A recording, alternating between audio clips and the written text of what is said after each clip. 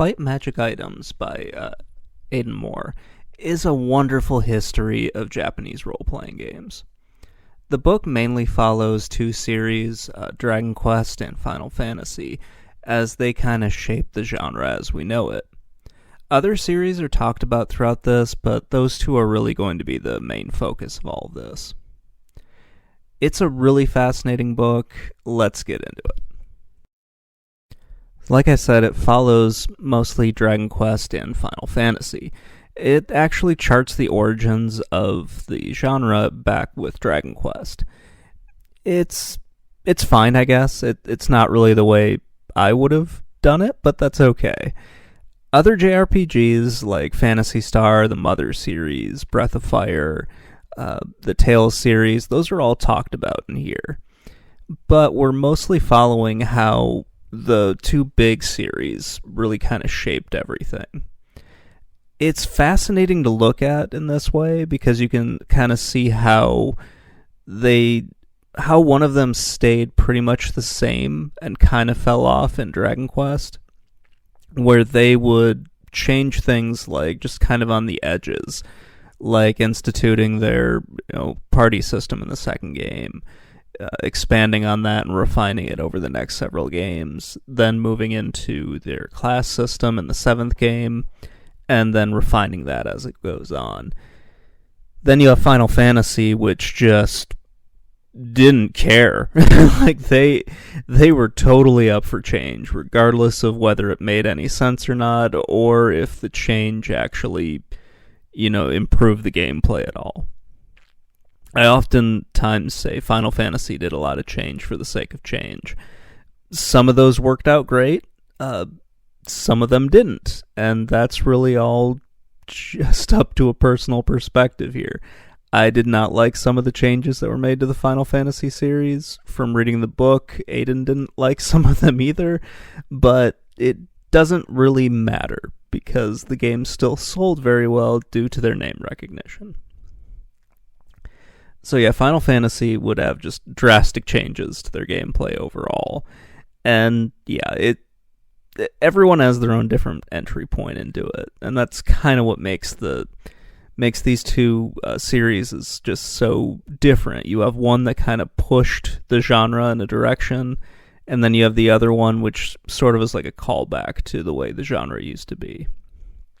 So the book's kind of separated up into time periods. And that makes a whole lot of sense. Like they'll represent like the golden age, the beginnings of JRPGs, and then all the way up to the modern age. It's a nice way of doing it, and it better organizes everything, and it makes a lot of sense. The Pokemon series is also brought up in here when he talks a little bit about kind of starter RPG or starter JRPG. Final Fantasy Mystic Quest is brought up a little bit, but that one didn't work out as well. Pokemon, by simplifying the gameplay in a way that made sense, that kind of formed a much better entry point to the genre.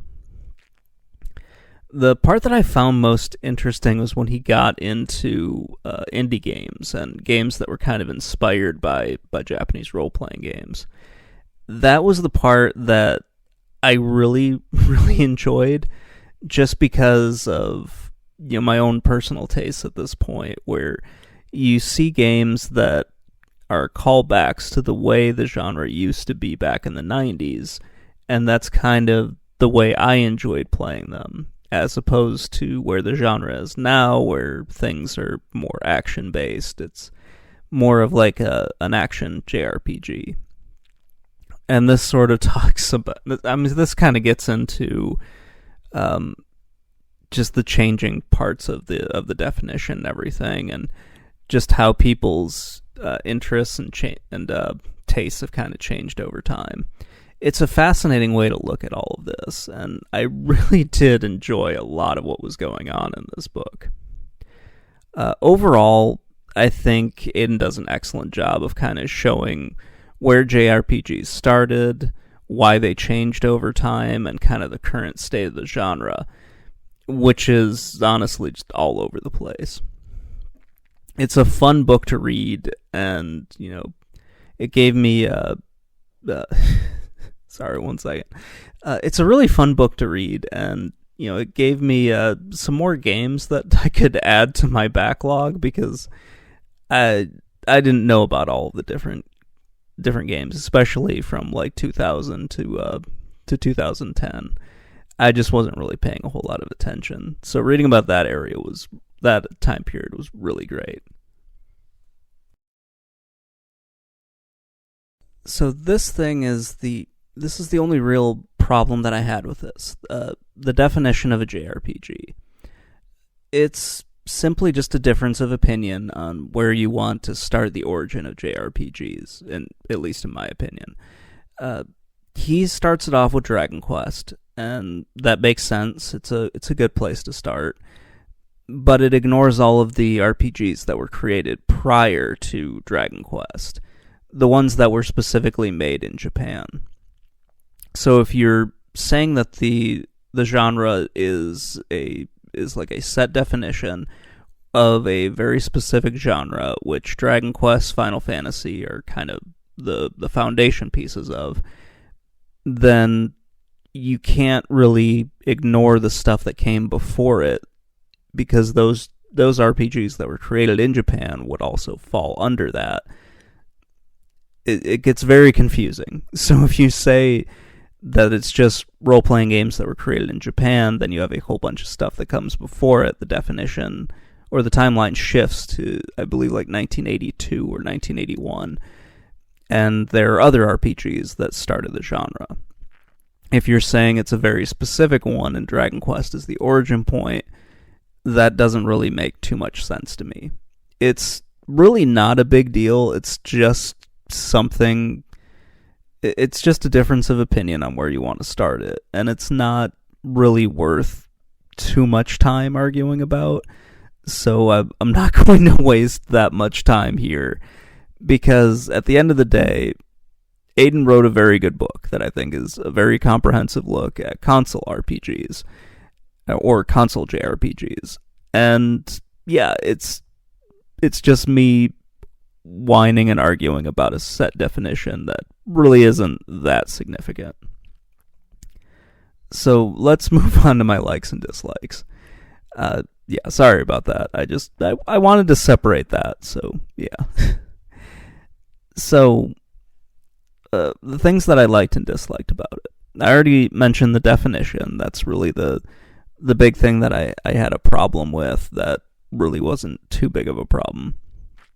Everything else in the book is great. It does feel just a little bit incomplete by focusing so much on Final Fantasy and Squaresoft, and then eventually Square Enix.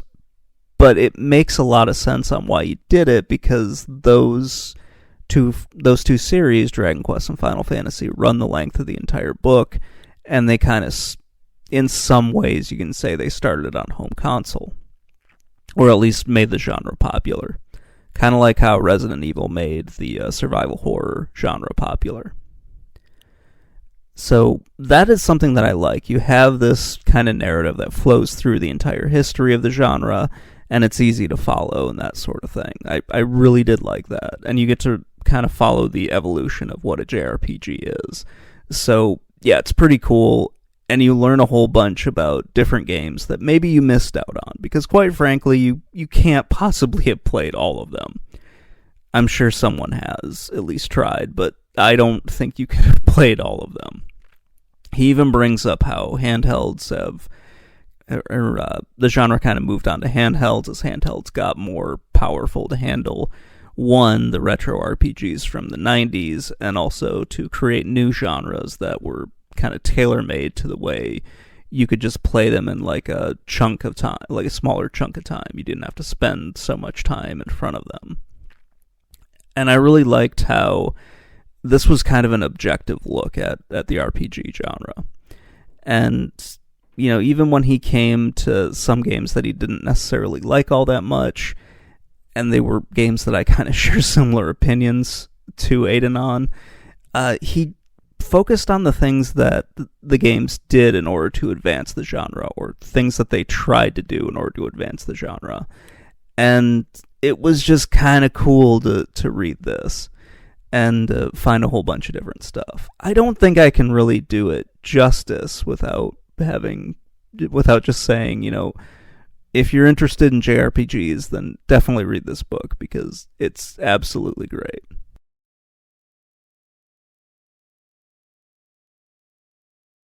This was a really fun book to read.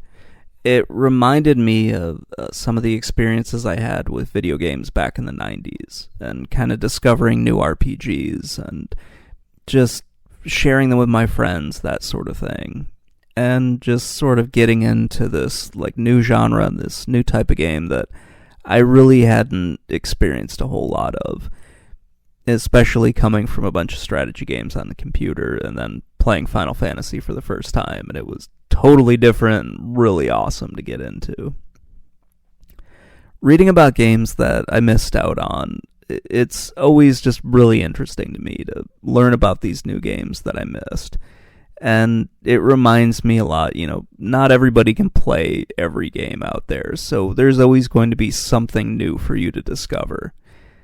And this book, it does a great job of kind of doing that. I think it balances nostalgia, personal experience, and history quite well in the way that Aidan tells all of this. Books like this one are just fantastic. They really are.